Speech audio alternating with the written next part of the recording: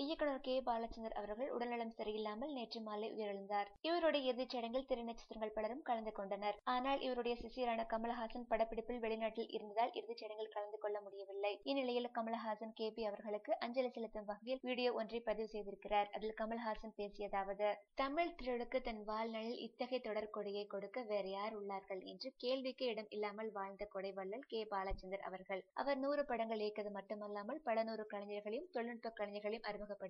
அவர்களில் நானும் ஒருவர். அவர் எனது வற்புறுத்தலின் பேரில் பங்கு கொண்ட உத்தமவில்லன் என்ற அந்த பதிவு என் வாழ்நாளில் மிக மிக முக்கியமான ஒரு பதிவு. வர்த்தகத்துக்கு அப்பாற்பட்ட என் வாழ்வில் ஒரு பதிவாக அமைகிறது. அதற்கு மட்டுமல்ல, நான் எத்தனை விஷயங்களுக்கு நன்றி சொல்வதென்றே தெரியவில்லை. சடங்குகளில் அதிக நாட்டம் இல்லாத நான் அவருடைய இறுதிச் சடங்கில் கூட கலந்து கொள்ள முடியாமல் அவர் எனக்கு அளித்த இந்த சினிமா தொழில் செய்து கொண்டிருக்கிறேன். இதுவே அவருக்கு செலுத்தும் அஞ்சலியாக இருக்கும் என்று நினைக்கிறேன். திரு கே.பி. அவர்களின் குரல் அவர்கள் மாணார் கலைவழி தொடர்ந்து கேட்டுக்கொண்டிருக்கும். அதை கேட்க வைப்பது எனது கடமையும் கூட. ஐயா, நன்றி வணக்கம்ட்டு அந்த வீடியோவில் கமல்ஹாசன் பேசியிருக்காரு.